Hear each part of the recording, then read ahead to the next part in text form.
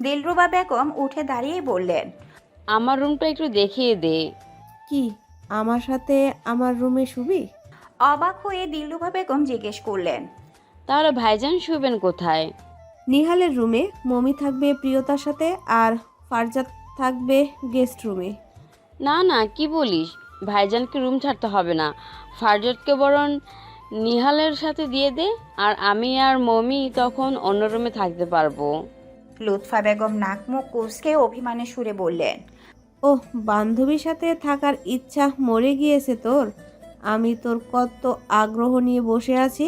কতদিন পর আমরা একসাথে থাকবো দুজন। কিন্তু ভাইজানের কষ্ট হয়ে যাবে তো।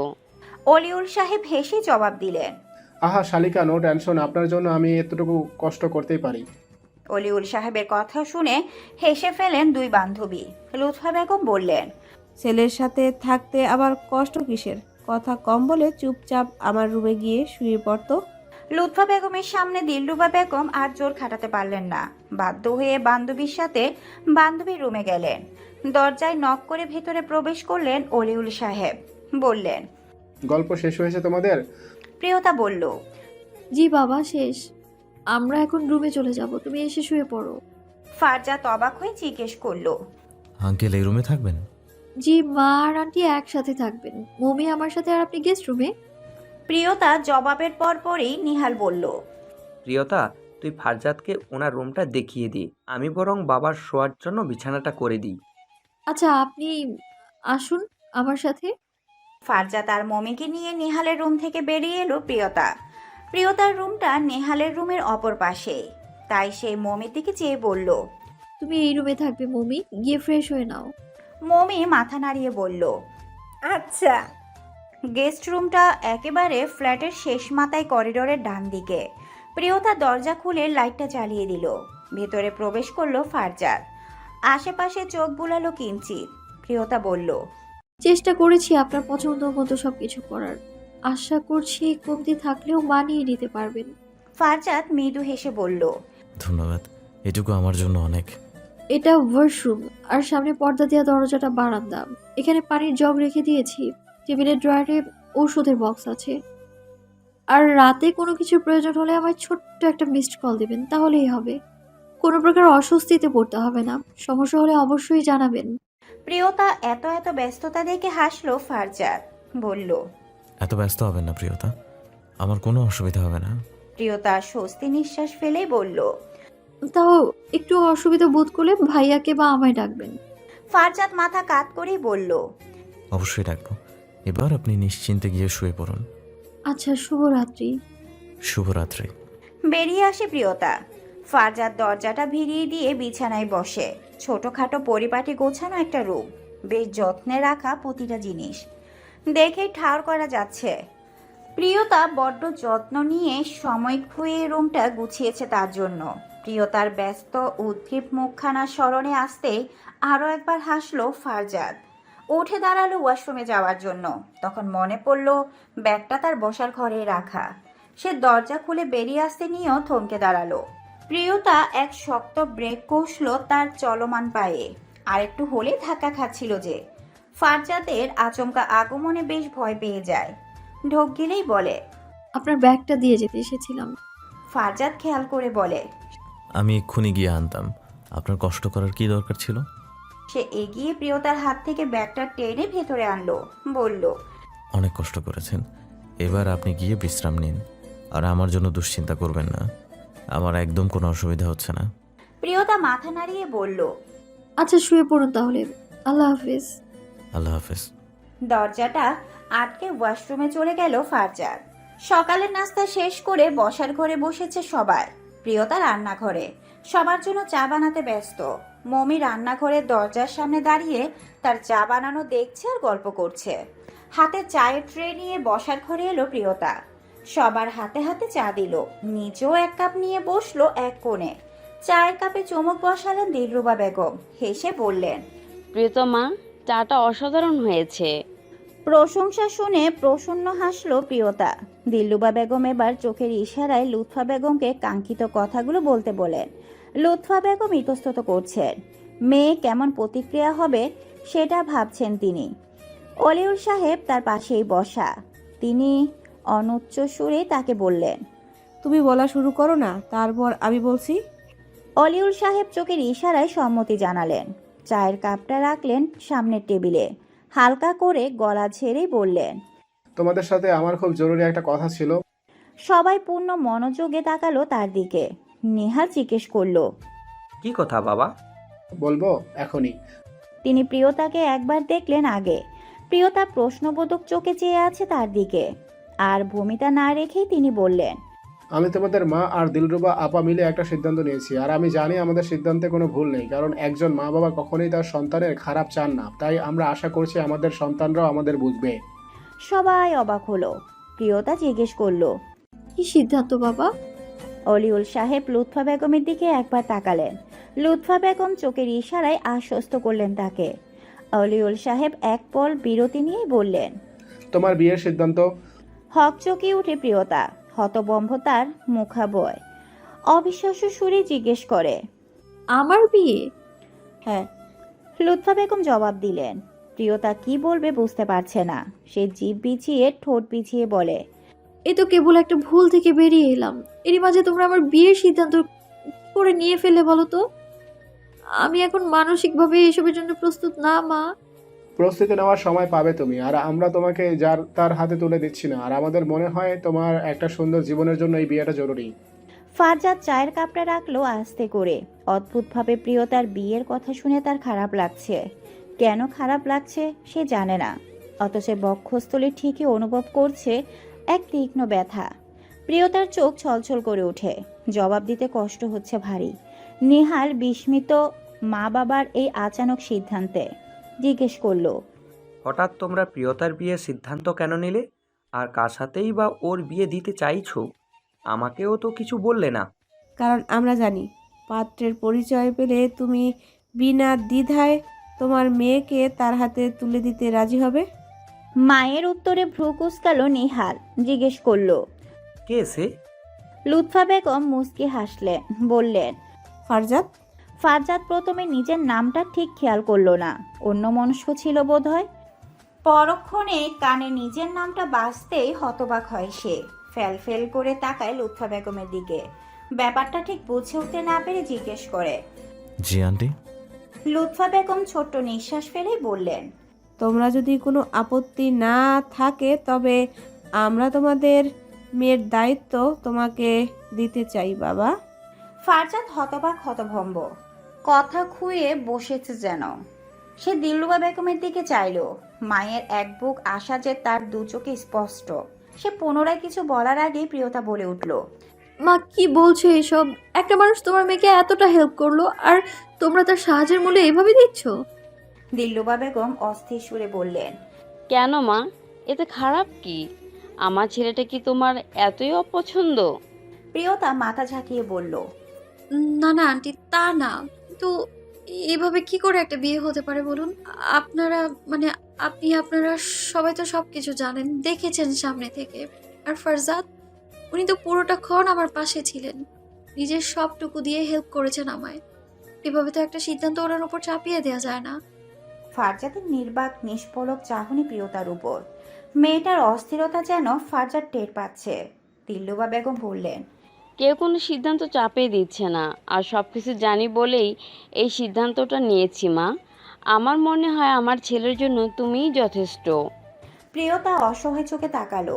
মমি বলে উঠল, প্লিজ প্রিয়তা আপু, তুমি রাজি হয়ে যাও না। আমার ভাইয়া কিন্তু খুবই ভালো মানুষ, তোমায় খুব ভালো রাখবেন। প্রিয়তা ফারজাদের দিকে চাইলো, বলল, ফারজাদ, আপনি কিছু বলছেন না কেন? ফারজাদ আর কি বলবে? সে তো নিজেই বুঝতে পারছে না তার মন কি চায়। সে চট করে উঠে দাঁড়ালো। ক্ষীণ সুরে বলল, আমাকে একটু সময় দিন। বলে সেই রুম থেকে বেরিয়ে গেল সে। প্রিয়তার খারাপ লাগলো ভীষণ। মা বাবার সাথে রাগ দেখিয়ে বলল, উনি হয়তো অপমান বোধ করছেন। এভাবে একটা মানুষকে ডেকে এনে কেন এত অস্বস্তিতে ফেলে তোমরা? পাকিস্তানে উনি আমায় এতটা হেল্প করলেন, আর আমার দেশে ডেকে এনে আমি ওনাকে অপমান করেছি। প্রিয়তা নিজের রুমে চলে গেল। সবাই চেয়ে রইল কেবল। কারোর মুখে রা নেই কোনো। এমনটা হবে আশা করেনি হয়তো। মমি মন খারাপ করে বলল, ভাইয়া কি রাজি হবেন না আম্মি? দিলরুবা বেগম দীর্ঘশ্বাস ফেলে বললেন, কি জানি, তোমার ভাই জানে। তুমি গিয়ে একটু বোঝাও না। আমার কথা কি কোনো সময় শুনেছে ও? এবার যদি ও রাজি না হয়, আমি আর জীবনে ওর বিয়ের কথা মুখে আনবো না। লুৎফা বেগম দিলরুবা বেগমের কাঁধে হাত রাখলেন, আশ্বস্ত করে বললেন, চিন্তা করিস না, নিশ্চয়ই ভালো কিছু হবে। প্রিয়তাও তো মানতে চাইছে না। আন্টি, আমি বোঝাবো ওকে। ফারজাদদের সাথে আমার বোন ভালো থাকবে, আর ভাই হিসেবে বোনকে ভালো রাখার জন্য আমি সবটুকু করতে পারবো। নিহালের সম্মতি পেয়ে তাদের দুশ্চিন্তা কিছুটা হলেও কমলো। মমি ধীর গলায় নিহালকে বলল, চলুন আমরা একটা মিশনে নামি। ভাইয়া আর প্রিয়তা আপুর বিয়ের মিশন। আপনি প্রিয়তা আপুকে রাজি করাবেন আর আমি ভাইয়াকে। নিহাল ভ্রুকুসকে বলল, আপনার মাথায় সবসময় এমন আজগুবি চিন্তা ঘুরে। আজগুবি চিন্তা কোথায়, সুন্দর একটা বুদ্ধি দিয়েছে। আমরা দুজন একসাথে মিলে কাজ করলে কাজটা সহজ হবে, বুঝছেন না কেন? নিহাল দুদিকে মাথা নাড়িয়ে বলল। আপনার যা খুশি করুন, আমি আপাতত আমার বোনের কাছেই যাই। সেই উঠে প্রিয়তার রুমের দিকে গেল। মমি উঠে দাঁড়ালো, বলল, আমিও ভাইয়ের রুমে যাই, চিন্তা করো না। আমিও ভাইয়াকে বুঝিয়ে রাজি করাবো। দিলরুবা বেগম মাথা চাপড়ে বললেন। তুই বকা খাবি রে মেয়ে। নাক মুখ কুচকে মমি বলল, ভালো কাজে আগে ভয় দেখাবেন না তো, কিছু হবে না। আমি যাচ্ছি। যা, পরে বকা খেয়ে এসে আমার কানের সামনে প্যাচ প্যাচ করে কাঁদবি না একদম। প্রিয়, আসবো? ভাইয়ের গলা পেয়ে অন্যায় মুখ মুছল প্রিয়তা, বলল। এসো ভাইয়া। নিহাল ভেতরে এলো, প্রিয়তার পাশে বসলো বিছানায়, হাত রাখলো তার মাথার উপর, বলল। কষ্ট পাচ্ছিস? প্রিয়তার চোখ জলে টয়টম্বুর। নিহাল বলল, ফারজাদকে তোর পছন্দ না? ভাইয়া, ওনাকে অপছন্দের প্রশ্নই আসে না, কিন্তু সত্যি হলো যে ওনার মতো একজন মানুষ আমার মতো মেয়ে ডিজার্ভ করে না কখনোই। উনি নিশ্চয়ই এখন ভীষণ রেগে আছেন, মনে মনে আমাদের অনেক নিচু মনের মানুষ ভাবছেন। এইভাবে ওনাকে অপমান করাটা ঠিক হয়নি ভাইয়া। নিহাল অবাক হয়ে বলল, এসব তুই কি বলছিস প্রিয়? ফারজাদ তোকে ডিজার্ভ করে না মানে? তোর মতো মেয়ে হয় নাকি? নিজেকে তুই এতটা ছোট করিস কেন? প্রিয়তা দীর্ঘশ্বাস ফেললো, বলল। এত ভুল করার পরেও নিজেকে কি করে সম্মান করব ভাইয়া? নিজের প্রতি আমার নিজেরই এখন রাগ হয়। আমার মতো ঘর পালানো মেয়ে আর আর যাই হোক, ফারজাদের মতো চমৎকার পুরুষের জন্য না। পুরো দিনটা কাটলো সকলের থমথমে এক ভাবমুক্তিতে। প্রিয়তা কারোর সাথে কথা বলল না ঠিক মতো। নিহাল যথাসাধ্য চেষ্টা করেছে প্রিয়তাকে বোঝানোর। প্রিয়তা কতটুকু বুঝেছে কে জানে। ওইদিকে মমিও ইনিয়ে বিনিয়ে প্রিয়তার এক কথা সুনাম করেছে ভাইয়ের কাছে। উদ্দেশ্য যে করেই হোক ভাইয়ের মনে প্রিয়তার প্রতি ভালো লাগা তৈরি করতেই হবে। দুপুরে খাবারের টেবিলে নীরব। টুকটাক প্লেট চামচ শব্দ ছাড়া আর তেমন কোনো শব্দ শোনা যাচ্ছে না। মমি অনেকক্ষণ চুপ থেকে এবার যেন পারছে না আর। মুখের খাবারটুকু গিলেই বলল। অস্বস্তিতে বুধ হয়ে থাকা প্রিয়তা তার দিকে চাইলো, বলল। নিহাল ভাই তোমাদের নিয়ে বের হবেন না?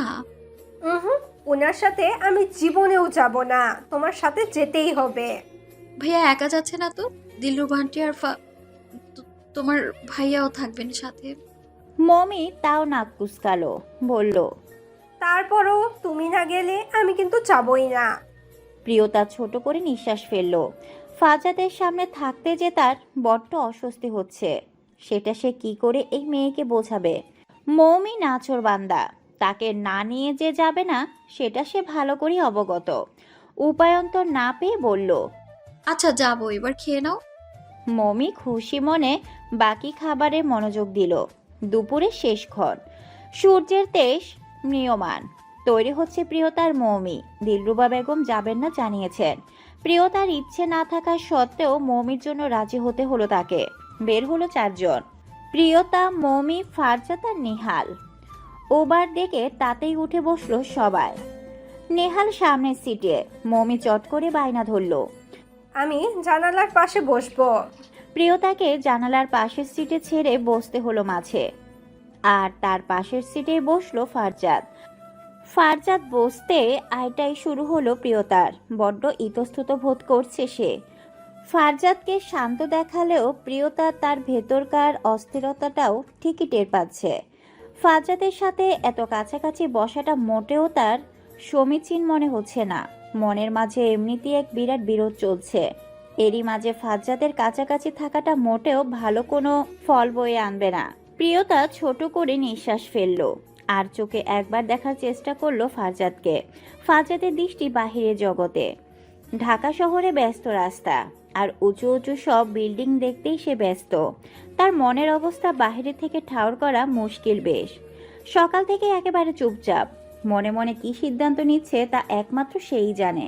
প্রিয়তা মাথা ঘামালো না এত। চাপা দীর্ঘশ্বাস ফেললো অতি সন্তপনে। মুখে না বললেও সে জানে ফারজাদ কখনোই রাজি হবে না, আর সেও তাই চায়। গন্তব্যে পৌঁছে এক প্রকার জোর জবরদস্তি করেই নিহাল ভাড়াটা দিল। ফারজাদ দিতে দিচ্ছিল না তাকে। প্রিয়তার মৌমির রমনার গেটের সামনে। মৌমি কৌতূহল নিয়ে এদিক ওদিক তাকাচ্ছে। চারদিক অতি নতুন লাগছে তার। কি সুন্দর, কি চমৎকার পরিবেশ, কত কত মানুষ। প্রিয়তা বলল, এটা হলো রমনা পার্ক, ঢাকার মধ্যে অন্যতম পরিচিত একটা স্থান। এখানে প্রতি বছর আমাদের পহেলা বৈশাখ পালন করা হয়। বৈশাখে আসলে দেখতে পারতে কি চমৎকার ভাবে সেজে ওঠে এই প্রাঙ্গণ। বৈশাখটা কি আপু? এটা হলো বাংলা মাসের প্রথম দিন, মানে বাংলা নববর্ষ। ইংরেজি বছরের শেষে যেমন হ্যাপি নিউ ইয়ার পালন করা হয়, তেমনি এখানে বাংলা বছরের শেষেও বাংলা নববর্ষ পালন করা হয়। ও আচ্ছা, এবার বুঝেছি। নিহাল আর ফারজাদেরও তাদের সম্মুখনে। নিহাল বলল, ভেতরে চল। প্রিয়তা আর মমি ধীর পায়ে হাঁটছে, আর নিহাল আর ফারজাদ তাদের পেছনে।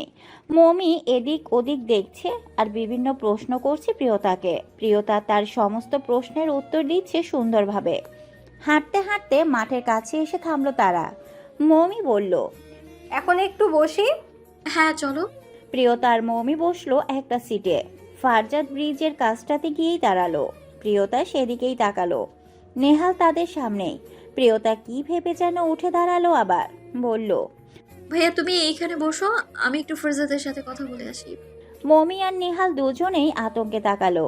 নিহাল বলল, অযথা কোনো কথা বলে ব্যাপারটা আরো জটিল করিস না প্রিয়। না আমি জটিল করব, বরং জটিলতা ভাঙাবো। প্রিয়তা এগিয়ে গেল ফারজাদের দিকে। নিহাল মমির পাশেই বসলো। মমি দাঁত দিয়ে নখ কাটতে কাটতে বলল, আপনার কি মনে হয় প্রিয়তা আপু ভাইয়াকে কি কথা বলবে? নিহাল বিরক্তি সুরে বলল, সেটা আমি কি করে বলবো? হ্যাঁ তাও তো ঠিক, আপনি কি করে বলবেন? আর তার চেয়ে বরং বসে বসে দোয়া করেন। এখন এই দোয়াটুকু ছাড়া আর কিচ্ছু কাজে দিবে না। এই বলে সে নিজের মোনাজাত ধরে বসলো। চোখের পল্লব বুজে দিয়ে ঠোঁট নাড়িয়ে বিড়বিড় করে কি কি যেন বলছে সব। নিহাল চেয়ে রইল এক দৃষ্টিতে। তার এসব পাগলামি দেখে হাসলো সে। তারপর সামনে চেয়ে দেখলো এক ছোট্ট মেয়ে বেলি ফুলের মালা বিক্রি করছে। সে তখন খেয়াল করে মোমের হাত জোড়া খালি। এই বেলি ফুলের মালাটা নিতান্তই চমৎকার দেখাবে তার এই হাতে। সে ওই মেয়েটাকে ডাকলো, একটা বেলি ফুলের মালা কিনে নিল। মোনাজাতে তোলা হাত যুগলের মধ্যে একটা হাত ধরে নিল খপ করে। মমি চমকে চোখ মেলল সঙ্গে সঙ্গে। চোখ খুলে এমন কিছু একটা দেখবে সেটা সে কখনোই আশা করেনি। নেহাল বেশ যত্ন করে মালাটা তার হাতে পরিয়ে দেয়। নিজের হাতে হাতটা রেখে বলল, সুন্দর লাগছে। মমি বাকরুদ্ধ। নেহালের এহেন ব্যবহারে নিঃশ্বাস ফেলতেও যেন ভুলে বসেছে সে। জায়গাটা ভালো লেগেছে? প্রিয়তার উপস্থিতি ফারজাদ টের পায়নি। আচমকা প্রশ্নে খানিক অবাক হলেও নিজেকে সামনে নিয়ে বলল, জি সুন্দর। প্রিয়তা ঘুরে দাঁড়ালো। আশেপাশে এখন অনেক মানুষ। বিকেলের সময়। সবাই তাদের মতো করে ঘুরতে বেরিয়েছে হয়তো। প্রিয়তা এক পল সময় নিয়ে বলল, আমি দুঃখিত, মা বাবা হার হয়ে আমি ক্ষমা চাইছি আপনার কাছে। ফারজাদ তাকালো তার দিকে, বলল, ক্ষমা যাওয়ার কারণ? এমন অনাকাঙ্ক্ষিত এক মুহূর্তে তৈরি করার জন্য আসলে সরি। ফারজাদ সামনের দিকে ফিরল ফের। মানুষগুলো সব ছবি তোলাতে ব্যস্ত। সে খানিকটা সময় বিরতি নিয়ে বলল, আমি আমার জীবনের একটা বিরাট অংশ কাটিয়েছি ভীষণ দুঃখে। প্রতি রাতে আমার আর্তনাদে কেঁপেছিল আমার ঘরের প্রতিটা দেয়াল। ছোট থেকে অনেক কিছু দেখে শিখে বড় হয়েছি, আর এই অনেক অনেক দেখা শোনা আর শেখা একটা প্রগাঢ় চিন্তা, ভয় আর আতঙ্ক তৈরি করেছে আমার মনে। মায়ের এত এত কষ্ট বিয়ের প্রতি আমার এক আলাদা বিদ্বেষ তৈরি করেছিল। তারপর এত বছর পর আবার আপনার এই কাহিনী। আমি অবাক হই ভাবলে ভালোবাসা মানুষকে কতটা অন্ধ বানিয়ে দেয়। অথচ মজার ব্যাপার দেখুন, এত কিছুর পরেও আমি আমার মনকে নিজের আয়ত্তে রাখতে পারলাম না। চলে গেল সে অন্যের দখলে। যেটা আমি কখনোই চাইনি সেটাই হলো। প্রিয়তা নিষ্পলক চেয়ে শুনল সব। ক্ষীণ সুরেই জিজ্ঞেস করলো, কি হলো? এক প্রকার জোর জবরদস্তি করে একজন জায়গা করে নিল এই রুক্ষ কঠিন হৃদয়। কখন কোথায় কি করে সেই সম্পর্কে আমার কোনো ধারণা নেই। অথচ সে দিব্যি আমার অন্তঃস্থলে বসে আছে ঘাপটি মেরে। কি নিদারুণ যন্ত্রণায় আছে বুঝতে পারছেন? ফেল ফেল করে চেয়ে আছে প্রিয়তা। ফাজ্জাতের কথা বলার ধরন আজ ভিন্ন, তার কথার সুর আজ ভিন্ন। সে যেন এই ফারজাদকে আজ চিনতে পারছে না। প্রিয়তা জিজ্ঞেস করলো, কে এসে যে আপনাকে এমন নিদারুণ যন্ত্রণায় ভোগাচ্ছে? ফারজাতের নির্নিমেষ চাহনি, প্রিয়তার অস্থির ভরা মুখ। ফারজাদ সময় নিল অল্প, বলল। আপনি? মৃদু আন্দোলন হলো প্রিয়তার মনে, ছোট্ট ঢোকিল। শোনা কথাটা আদৌ সঠিক কিনা জানার জন্য জিজ্ঞেস করলো, আমি? জি আপনি। ফারজাতের সহজ স্বীকারোক্তি, কোনো ভূমিকা নেই এর মাঝে।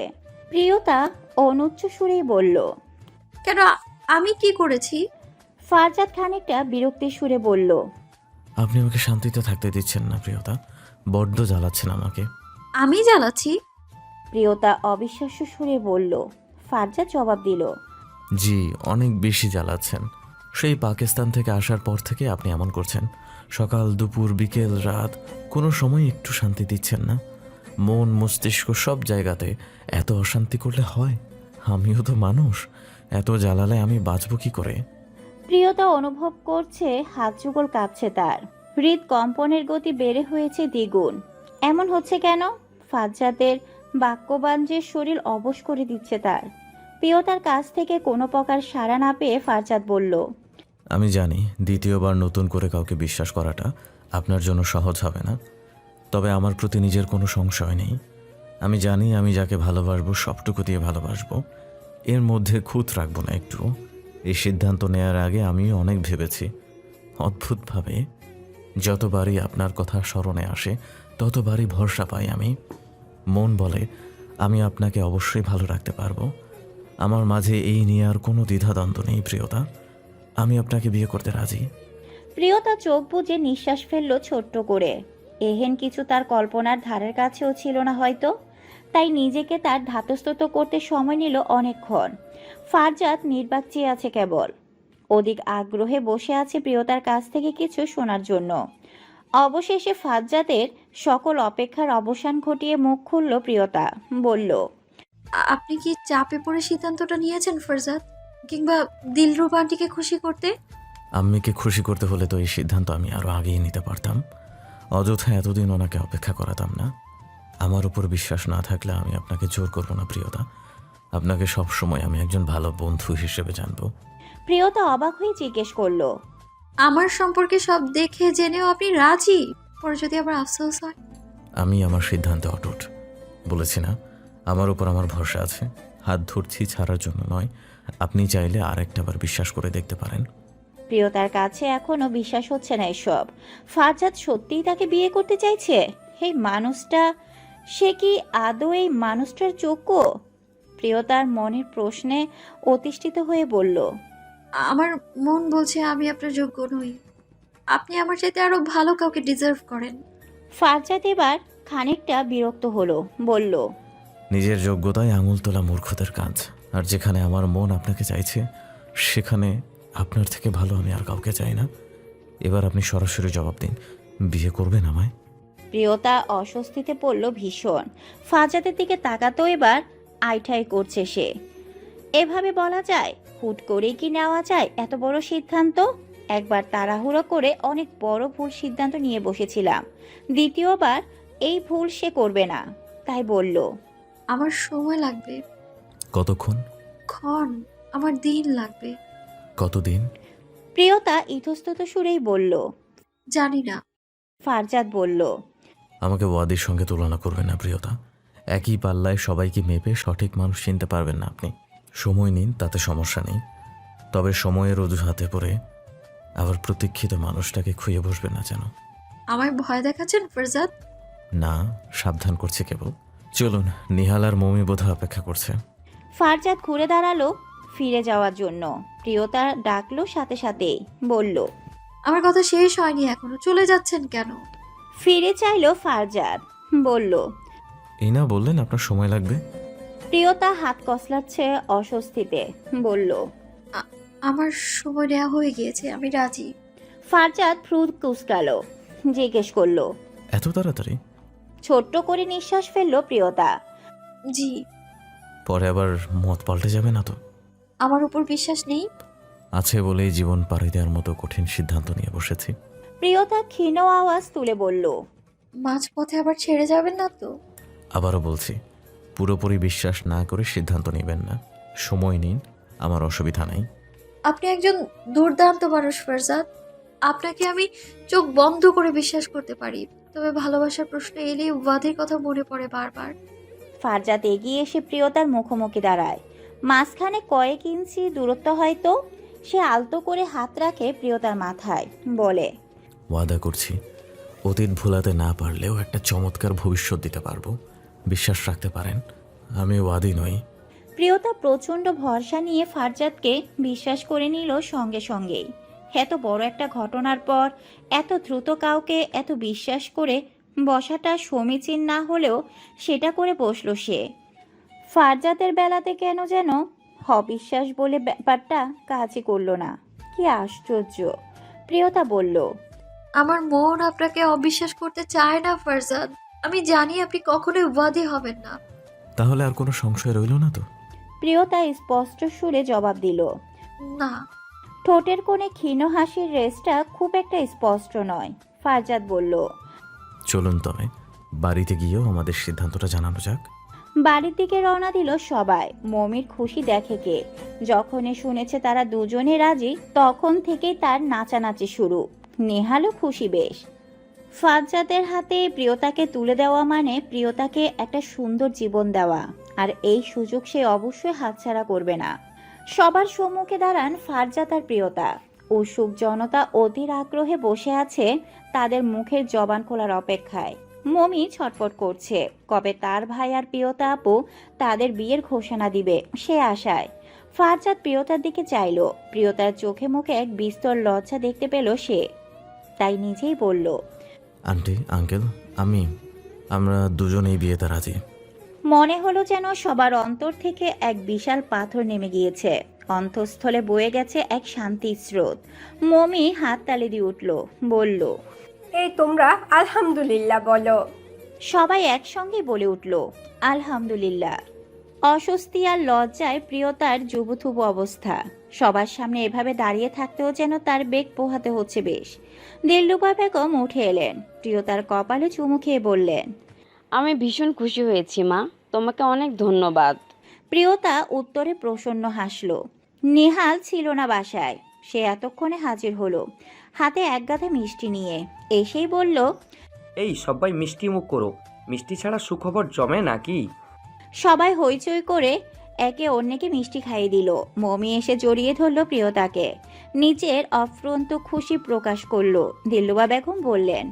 তাহলে শুভ কাজে আর দেরি করে লাভ কি?